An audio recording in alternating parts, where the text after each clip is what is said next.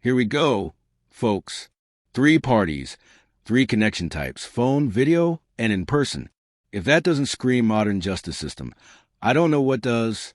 And yes, the judge is already juggling schedules before we even touch. Mogen, can you hear me? I can. Excellent. Mr. Anderson, can you hear me? I can, Judge. Excellent. Thank you. We will go on the record in the matter 24 CT47 24 TR 210, State of Wisconsin versus Clint Coleman. The state appears through District Attorney Kevin Schmidt in person. Mr. Coleman appears by telephone conference with approval of the court. His counsel, Bruce Anderson, appears by video conferencing capability, again with approval of the court. We're set here today in this matter for a status conference and essentially a final pretrial. The court has received a memorandum from the state, which the court did go over with Mr. Anderson. I believe it was a few days ago on January 13th concerning discovery and the video that the state intends to play at the jury trial. Mr. Coleman was unable to appear at that hearing due to the fact that it was short notice. The court wanted Mr. Anderson to have the ability to review that discovery and that video and to be able to speak with Mr. Coleman and give one last shot to figure out the matter if it's able to be resolved and where we're going. Then here's where things get messy. The state says the defense never filed a discovery demand. Translation: they didn't formally request the evidence, which is basically like walking into a chess match without even glancing at. Coming Tuesday on January 21st. Mr. Anderson, can you please update the court? Well, yes, Judge. I have not been able to talk to Mr. Coleman about this.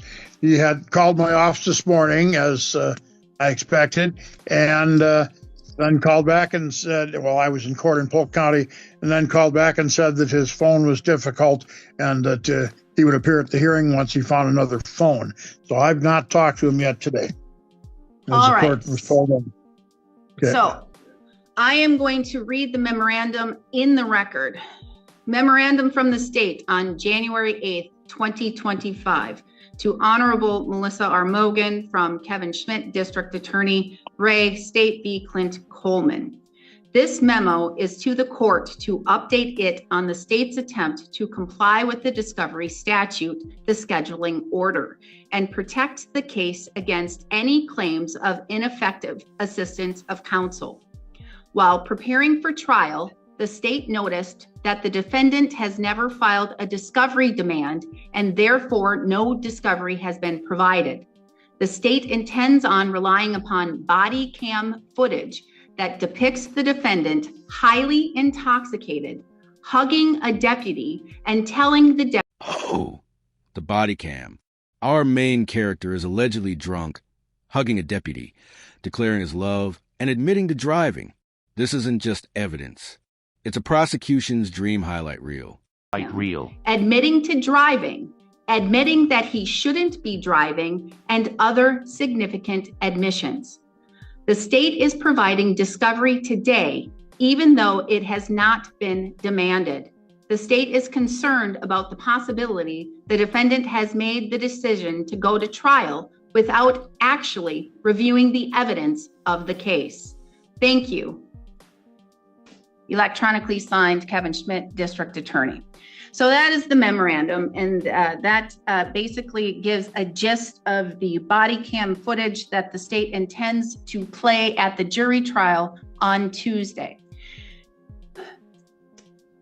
I need to have Mr. Anderson have time to speak with Mr. Coleman, and I need to have it done today, and I need to have a hearing, a status today, because we are on the tail end of time here with the jury trial scheduled for Tuesday. And again, it is scheduled to go on Tuesday. So, Mr. Coleman, when can... The judge is crystal clear. Talk to your attorney today. Why? Because trial is just days away and nothing is more dangerous in court than walking in blind to the evidence. Available to have a very in-depth thorough conversation with your attorney today? As soon as we get done with this hearing, I suppose I'd call him. All right, Mr. Anderson, are you able to have an in-depth conversation with Mr. Coleman right after this hearing? I am, but I'm hopeful I can speak one more time with Mr. Schmidt before I have that conference with my client. All right, Mr. Schmidt, would you be available to go speak briefly with Mr. Anderson before he calls his client, Mr. Coleman? Yes, I can be available right after this hearing. All right, so what I am going to do is schedule this matter 3 o'clock today for a status, an update, a final pre-trial. All right? Mr. Coleman, you need to make yourself available at 3 o'clock today. You may call in just as you have done here today, okay? Okay. Mr. Anderson, 3 o'clock today. Mr. Schmidt. At 3 o'clock, what I'm going to be asking the court to do is ask the defendant to acknowledge that he has seen the body cam and that he's still rejecting the offer. The state's main concern is Ludwig, all not of that stuff, yes. but I can't say that he's seen the body cam because I'm going to guess that he's not going to be able to see the body cam because he's at work. Mr. Anderson is at probably his job too, doing court stuff in other courts or at his office. All I can say is that he's probably going to go over exactly what happened on the body cam with Mr. Coleman, go over his thorough negotiations, settlement negotiations with Mr. Coleman, and he's going to have a thorough discussion with Mr. Coleman of the ramifications of the evidence in this case and what it means for Tuesday. That's all I know. And I'm going to go over with Mr. Coleman at 3 o'clock if he understands the agreement or the offer that's been presented. And if he wishes to accept that offer or formally reject that offer on the record. Okay, thank you. And then we will see where we're going at 3 o'clock. All right? Thank you. Mr. Anderson? Yes, that's fine. All right, then everything's good. And so once we adjourn, Mr. Schmidt is going to go right back to his office, going to expect a call directly from Mr. Anderson. And then Mr. Coleman, expect a call directly from Mr. Anderson, okay? Okay, can you tell him that I'm going to call his office with the phone number that he can get a hold of me on? Can you do that right away. Because I'll be talking to Mr. Schmidt. I'll do that right away. I'll call your office with the phone number and call me back on. All Okay. right. There Judge, you go. can you Can hear you me hear now? me? Yes, I can. All right, thank you. All right, we will go on the record in the matters 24 CT47, 24 TR 210, State of Wisconsin versus Clint Coleman. The state appears through District Attorney Kevin Schmidt in person. We have Clint Coleman appearing by telephone conference with approval of the court. We have Bruce Anderson appearing by video conference, again with approval of the court. We're set here today in the second hearing today for a status conference and a final pretrial.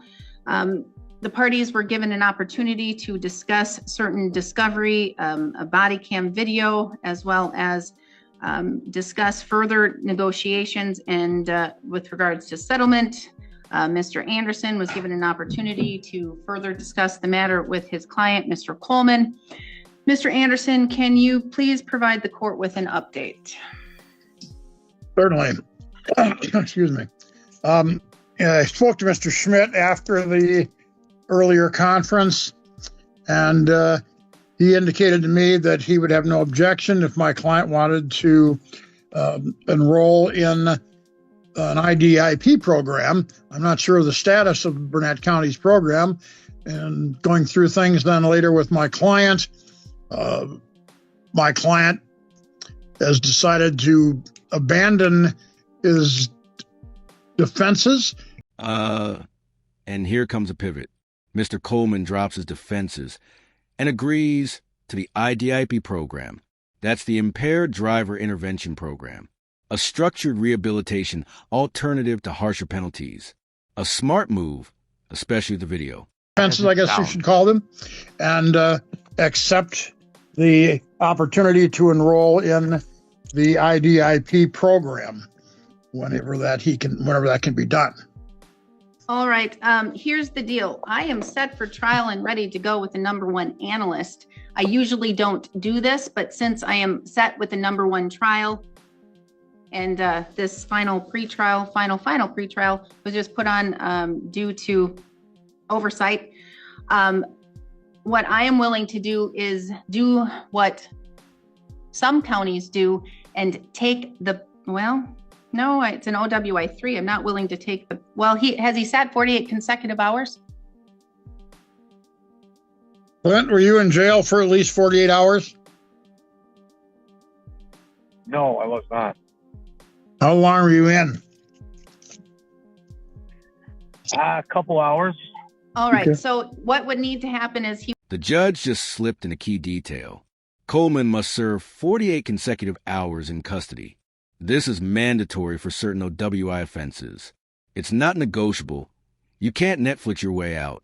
48 consecutive hours. I'm willing to sentence pursuant to IDID guidelines and giving him the time to finish that within a period of certain months. And then we can have a final status to ensure that he's completed that, even though it has occurred after the plea and sentencing.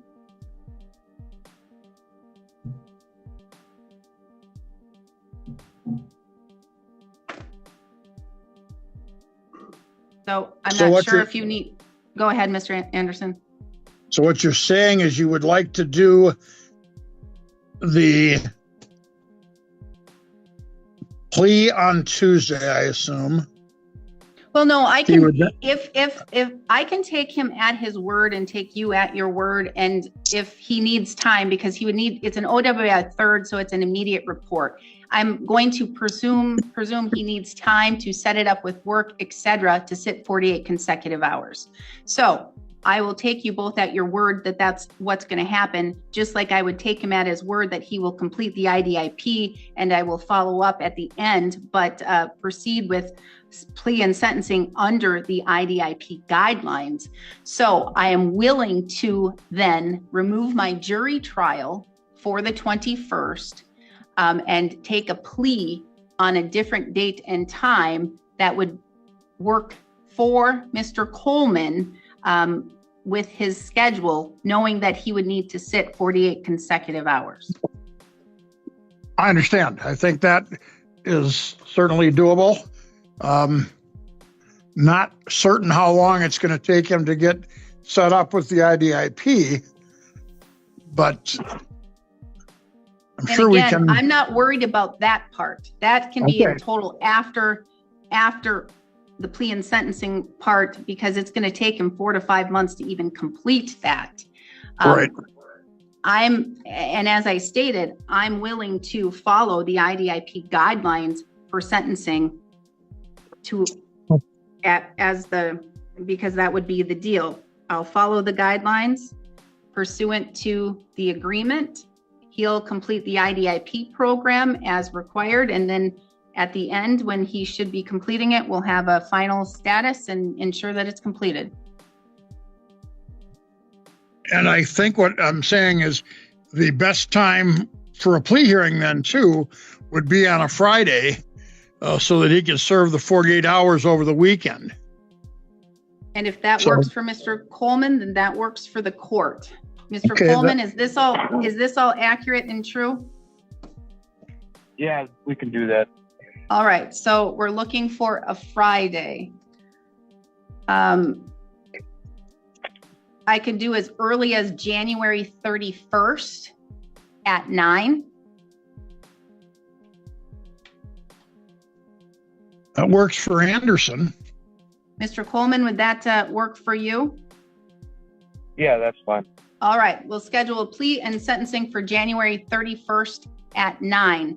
Mr. Coleman, so you know, I'm going to assume and presume that there will be argument for electronic monitor after the 48 consecutive hours. And because that would be under IDIP.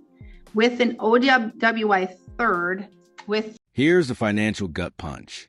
$540 upfront for the electronic monitor. That's just for the first month. So, yes, justice here comes when invoice and payment is due in cash, check, or money order. That you would have, that would mean that it would be 55 days, but there would be good time, but you would need to pay 30 days in advance, and it's $18 a day. So you would need to have $540 cash or check or money order with you on the date of the plea and sentencing, okay? Friday the 31st. Yes. And that is so you can be hooked up on the monitor Monday morning. And cash is fine? Cash is fine, yes. Okay. But that's just for the monitor, and that's just for the first 30 days. Again, there'll be more fines and fees and all of that other stuff, but we can address a payment plan at the plea and sentencing, okay? Okay. All right, anything further from you, Mr. Schmidt? No. From you, Mr. Anderson? No. All right, then the court will remove the jury trial for Tuesday. And the other matter is going to be dismissed and read in. I'm going to presume, yes, okay. Thank you. Then we are adjourned. She is. We will go on the record in the matter 21 CF 138, State of Wisconsin versus William Barber. The state appears through District Attorney Kevin Schmidt in person. We have Mr. Barber in person. We have Agent Amber McDowell by video conferencing. We're set here today in this matter for probation review hearing. Mr. Barber, in reviewing the documents that have been provided to the court regarding your probation, I haven't been provided if you've had any violations or anything like that, but there's $518 outstanding. Yeah. You haven't made any payments on your fines and fees. Procrastination is not a course I took since I've been sober, worked on my daughter, got my. Well, plot twist. We shift to a different case, and this defendant is delivering a redemption arc worthy of a movie script: education, sobriety, community service. He's checking every rehabilitation box. Construction thing. Did you do all of this on probation? I've done all this on probation. Amber, she either has copies of it or, but I've did my HSED. I'm working on my license right now. I have February 17th to go for my assessment. This is the last time you've seen me. Oh my goodness, Miss McDowell. Like, these are all super positive things that I'm going to tell you I wasn't expecting. And I'm so proud of you. I'm so proud of you. Miss Mogen, I would just like to address the court. When I was sitting here 3 years ago, I think Racky's not here no more, right? No. Well, what I was saying, I remember this. He was telling me from that chair that I'd reoffend, that I was high on that scale you have for prisoners. Made me feel bad. Not to the point of I know he was right. It was just the point that I knew my treatment was getting out of hand. And I've been sober almost, it'll be 4 years, February 10th, since the day my wife decided, she didn't have to bail me out of jail. She didn't have to, but she did. She gave me that second chance at what I'm doing today. And I take in consideration that there's spirit runs and stuff that I do, ceremonies and stuff I do. I've been doing funerals. I just helped out a little kid yesterday, his 16th birthday, help him put in a shot because he got his license yesterday. I worked till 7 o'clock last night, helping him put in his lights and helping my boss put in that shot and getting his truck going for him because we were invited to a birthday party that I didn't even expect. I did a funeral a couple years ago for a 16-year-old boy that OD'd on fentanyl in Stillwater. Me and Perry Staples did that funeral. I've done a few funerals since then, for young kids. Some of them my parents, my greatest teacher, Lewis Taylor, the tribal chairman of St. Croix. I did that ceremony too. I'm pretty well respected around my tribe right now with all the things I'm doing, this side, that side, and you can go. I've been to that ocean that way, and I've been to that ocean that way. I've been all over the world in my young 50 years without an education, without anything. But in the last 4 years, I've been to Oklahoma for an AODA conference. She knows about, well, I don't know if she knows about it, but the one I had before, I can't remember her name. She worked over there. I've had 4 different probation officers since Amber, you know? So each one of them's got a story of my life that I've done in the last 4 years. I got my education. Tomorrow I start college again for our sovereignty building. I'm learning how to process meat tomorrow, maintenance jobs. So they want me to take my education right now. And we have a processing building over there that we'll be working on, you know, animals, you know, like a processing place. Well, I start tomorrow on becoming a supervisor over there and help run that place because they don't have anybody. It's noon. So the classes all starting tomorrow for maintenance, and, you know, I've maintained my job even before I went to jail. I've always had a job. I've always worked. My kids, getting my daughter's trust back in that relationship is priceless. This is the emotional heart of the hearing.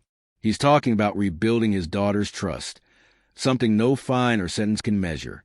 And for once, the courtroom feels less like a battlefield and more like a place for real second chances. HSED is priceless, over $500. Like I told Amber the last time I seen her, I could have my master's degree and every certificate in the world there, but all the court wants is that money. It just makes me that everything I did the last 3 years for you guys means nothing to you because I have to pay that money. And it's not a bad thing to me because I have 2 more checks that are coming where I can pay that. I need to stop you because I don't know this stuff. I didn't get to hear this stuff. And I'm going to tell you, I don't hear this stuff a lot from people on probation. You are doing amazing. You have done so much in these 3 years than I think it sounds like in your lifetime. And that's amazing. And I thank my wife and my children and my dog and my cat. Good job, dog and cat. Well, they're there too. Yeah. So, I mean, and is there anything else that you want to add?